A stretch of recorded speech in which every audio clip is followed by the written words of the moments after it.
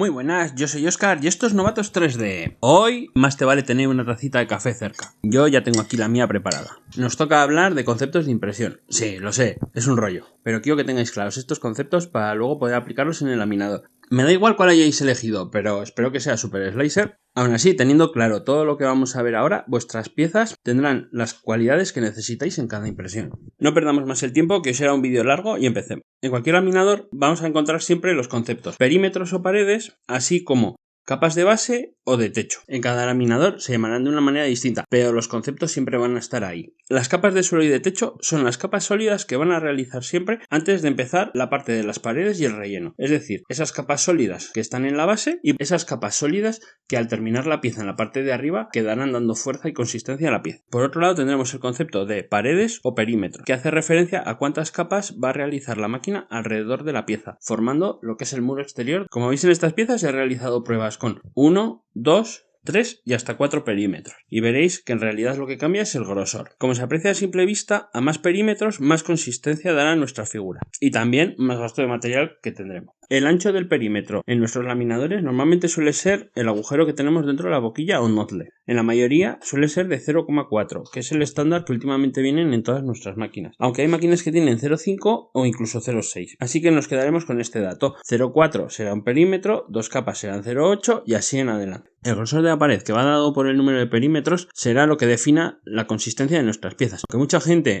cree que metiendo mayor relleno ofreces mayor resistencia a las piezas, lo cierto es que en la mayoría de los casos tener unas buenas paredes proporciona una pieza mucho más fuerte y estable. De todas maneras, siempre ajustaremos el número de perímetros a nuestras piezas. Así, si queremos una pieza que sea mecánica, aumentaremos el número de perímetros, y sin embargo, si queremos una pieza rápida para hacer un test o algo decorativo, pues no harán falta que las paredes sean tan gruesas, con lo cual ahorraremos tiempo y sobre todo material. Además, tenemos que considerar que si tenemos un buen número de perímetros en nuestras piezas, si estas tienen grandes salientes de más de 45 grados, estos salientes apoyarán siempre sobre otras capas debajo, con lo cual nos permitirá hacer unas piezas mucho más progresivas y correctas. Os enseño un ejemplo. Como podéis ver en este Moai solo tiene un perímetro. Entonces hay zonas en las que la capa superior no tiene donde apoyar en la capa inferior, con lo cual se queda en el aire y provoca estos agujeros. En cuanto al número de suelo y de techo, eso ya a vuestra elección. A mí me suele gustar que tenga el mismo grosor que las paredes. Esto ya va a gusto. Y las características que queráis en vuestras piezas. Segundo concepto que vamos a ver hoy es la altura de capa. La altura de capa es la altura que va a tener la lámina de material que vamos a aportar sobre nuestras piezas. Como un estándar se habla siempre de 0,2 de altura de capa. Si bien es verdad que da muy buenos resultados en cuanto a calidad y velocidad, podríamos aumentar a 0,24 y apenas habría diferencias. Con esta altura de capa, cada 5 capas nos ahorraríamos una. La altura de capa es la que nos dará la definición en las caras laterales de la pieza. A menor capa, mayor definición tendremos. A mayor capa, la pieza saldrá un poquito más vasta y con escalones. Esto solo se aprecia cuando las piezas tienen muchos relieves en las paredes. En una pared recta apenas se aprecia. Eso sí, tendremos que tener en consideración que cuando se montan ángulos con respecto al eje Z es cuando se ven estos escalones en la pieza.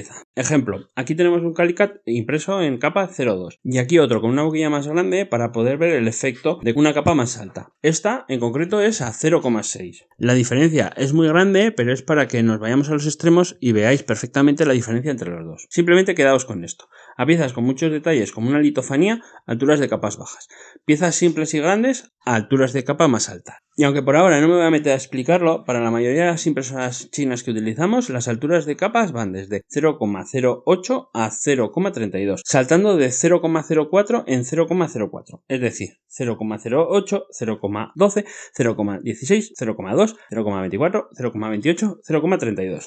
No me voy a meter a explicar esto ahora, solo quiero que tengáis estos números en la cabeza para cuando vayáis a configurar vuestros perfiles. Y si queréis algo más de información al respecto, os dejaré un vídeo donde se explica muy bien qué son los números mágicos. Tercera parte del vídeo, venga que esto ya termina. Ya os había dicho que el vídeo iba a ser hoy duro. Rellenos. Hasta ahora hemos visto cómo hacer un cubo hueco y en muchas ocasiones esto nos puede servir. En otras necesitaremos darle a la pieza un plus de rigidez. O en piezas que sean más grandes tendremos que darle un soporte para que la parte superior no se venga abajo cuando la estamos imprimiendo. Para ello utilizaremos el relleno. En cuanto a los rellenos, tenemos dos conceptos fundamentales. Primero, el porcentaje del relleno que queremos darle a la pieza. Desde 0, que hará la pieza hueca, un 3 para piezas meramente decorativas o que van a ejercer poca fuerza sobre ella, pero que aún así queremos que las capas superiores tengan una zona donde apoyar. Aquí os enseño cómo quedarían al 5, al 10, al 20, al 30%. Si bien al 30% ya vemos que lleva una cantidad considerable de material. Para que nos hagamos una idea, las piezas de la famosa Prusa están impresas al 30% de relleno, lo que hace que la pieza tenga una gran consistencia. Pasamos al 40%, 50%, 60% y como podemos ver las piezas al 70% ya no hay una gran diferencia con el 60%. Podríamos decir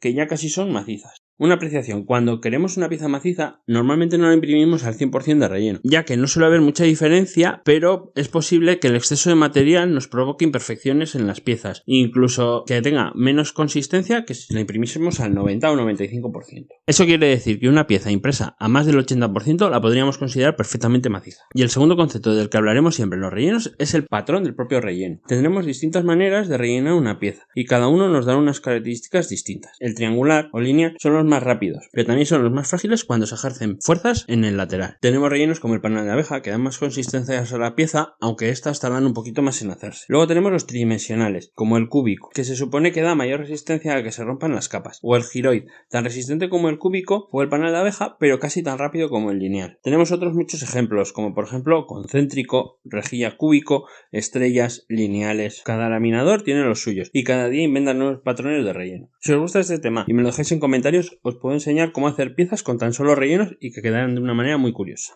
Ahora que ya tenemos todos estos conceptos en la cabeza, ya podemos decidir qué parámetros son los óptimos para las piezas que vamos a imprimir, siempre pensando en cuál va a ser el destino de nuestra pieza final. He aquí un ejemplo. Si queremos realizar un inserto caliente como este en una pieza de plástico, ¿cómo creéis que quedará mejor sujeto?